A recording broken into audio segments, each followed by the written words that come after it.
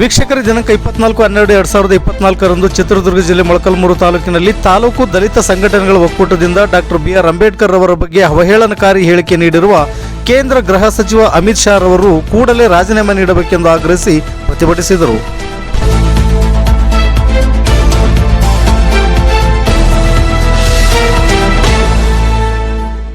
ಸಂಸತ್ ಅಧಿವೇಶನದಲ್ಲಿ ಭಾರತದ ಸಂವಿಧಾನಕ್ಕೆ 75 ವರ್ಷಗಳು ತುಂಬಿದ ಹಿನ್ನೆಲೆಯಲ್ಲಿ ನಡೆದ ಚರ್ಚೆಯಲ್ಲಿ ಭಾಗವಹಿಸಿ ಮಾತನಾಡುವಾಗ ಕೇಂದ್ರ ಗೃಹ ಸಚಿವ ಅಮಿತ್ ಶಾ ಸಂವಿಧಾನ ಶಿಲ್ಪಿ ಬಾಬಾ ಸಾಹೇಬ್ ಅಂಬೇಡ್ಕರ್ ಹೆಸರನ್ನು ಪದೇ ಪದೇ ಉಚ್ಚರಿಸುವ ಬದಲು ದೇವರನ್ನು ಸ್ಮರಿಸಿದ್ದರೆ 7 ಜನ್ಮದ ಸ್ವರ್ಗ ದೊರೆಯುತ್ತಿತ್ತು ಎಂದು ಮಾತನಾಡಿದ್ದಾರೆ. ಇದು ಪರಮಪೂಜ್ಯ ಬಾಬಾ ಸಾಹೇಬ್ ಅಂಬೇಡ್ಕರ್ ಮತ್ತು ಅವರು ರಚಿಸಿದ ಸಂವಿಧಾನದ ಮೇಲಿರುವ ಅಸಹನೆ ಪ್ರತೀಕವಾಗಿದೆ.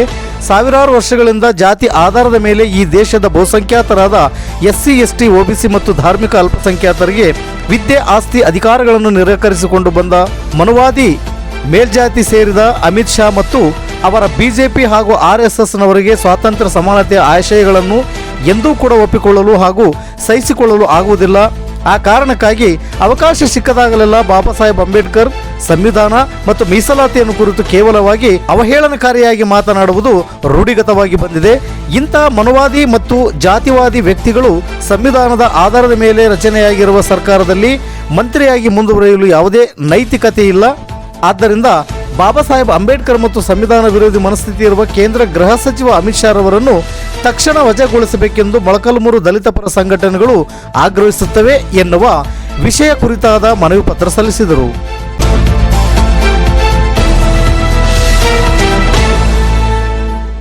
ಕಾರ್ಯಕ್ರಮದಲ್ಲಿ ಬಹುಜನ ಚಳವಳಿಯ ನಾಯಕ ರಮೇಶ್ ಮರಳಳ್ಳಿ, ಸಂವಿಧಾನ ರಕ್ಷಣಾ ಸಮಿತಿಯ ತಾಲೂಕು ಅಧ್ಯಕ್ಷರಾದ ನಾಗಸಮುದ್ರ ಮರಿಸ್ವಾಮಿ, ತುಮಕೂರುಹಳ್ಳಿ ತಿಪ್ಪೇಸ್ವಾಮಿ, ಭಟ್ರಳ್ಳಿ ಚಂದ್ರಣ್ಣ, ರಾಂಪುರ ಪ್ರಸನ್ನ, ರಾಯಪುರ ರಾಮು, ಮಾಂತೇಶ್ ತಿಪ್ಪೇಸ್ವಾಮಿ ಹಾಗೂ ದಲಿತ ಹಕ್ಕುಗಳ ಸಮಿತಿಯ ಜಿಲ್ಲಾ ಸಂಚಾಲಕರಾದ ಎಂ ಮಲಿಯಪ್ಪ, ದಲಿತ ಹಕ್ಕುಗಳ ಸಮಿತಿ ತಾಲೂಕು ಸಂಚಾಲಕರಾದ ದಾನಶೂರ ನಾಯಕ, ನೀರ್ಲಳ್ಳಿ ನಾಗೇಶ್, ಸಂಘಟನಾ ಕಾರ್ಯದರ್ಶಿ ಬೀಜಿಕೆರೆ ಕಾಮಯ್ಯ ಹಾಗೂ ರೈತ ಸಂಘದ ರಾಜ್ಯ ಉಪಾಧ್ಯಕ್ಷರಾದ ಬಸವರೆಡ್ಡಿ, ತಾಲೂಕು ಅಧ್ಯಕ್ಷರಾದ ಮಂಜಣ್ಣ, ಚಂದ್ರಣ್ಣ ಹಾಗೂ ಹಲವಾರು ದಲಿತ ಪರ ಸಂಘಟನೆಗಳ ಪದಾಧಿಕಾರಿಗಳು ಸೇರಿದಂತೆ ನೂರಾರು ಅಂಬೇಡ್ಕರ್ ಅಭಿಮಾನಿಗಳು ಪ್ರತಿಭಟನೆಯಲ್ಲಿ ಉಪಸ್ಥಿತರಿದ್ದರು.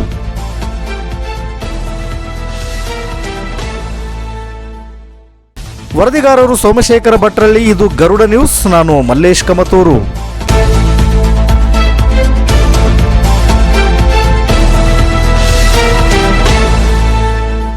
ಸಂಸತ್ ಅಧಿವೇಶನದಲ್ಲಿ ಭಾರತ ಸಂವಿಧಾನಕ್ಕೆ 75 ವರ್ಷಗಳು ತುಂಬಿದ ಹಿನ್ನೆಲೆಯಲ್ಲಿ ನಡೆದ ಚರ್ಚೆಯಲ್ಲಿ ಭಾಗವಹಿಸಿ ಮಾತನಾಡುವಾಗ ಕೇಂದ್ರ ಗೃಹ ಸಚಿವ ಅಮಿತ್ ಶಾ ಸಂವಿಧಾನ ಶಿಲ್ಪಿ ಬಾಬಾ ಸಾಹೇಬ್ ಅಂಬೇಡ್ಕರ್ ಹೆಸರನ್ನು ಪದೇ ಪದೇ ಉಚ್ಚರಿಸುವ ಬದಲು ದೇವರನ್ನು ಸ್ಮರಿಸಿದ್ದರೆ 7 ಜನ್ಮಗಳ ಸ್ವರ್ಗ ದೊರೆಯುತ್ತಿತ್ತು ಎಂದು ಮಾತನಾಡಿದ್ದಾರೆ.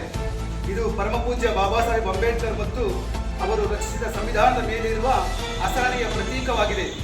ಸಾವಿರಾರು ವರ್ಷಗಳಿಂದ ಜಾತಿ ಆಧಾರದ ಮೇಲೆ ಈ ದೇಶದ ಬಹುಸಂಖ್ಯಾತರಾದ ಎಸ್ಟಿ, ಎಸ್ಸಿ, ಇತರೆ ಹಿಂದುಳಿದ ಜಾತಿಗಳು ಮತ್ತು ಧಾರ್ಮಿಕ ಅಲ್ಪಸಂಖ್ಯಾತರಿಗೆ ವಿದ್ಯೆ, ಆಸ್ತಿ, ಅಧಿಕಾರಗಳನ್ನು ನಿರಾಕರಿಸಿಕೊಂಡು ಬಂದ ಮನುವಾದಿ ಮೇಲ್ಜಾತಿಗೆ ಸೇರಿದ ಅಮಿತ್ ಶಾ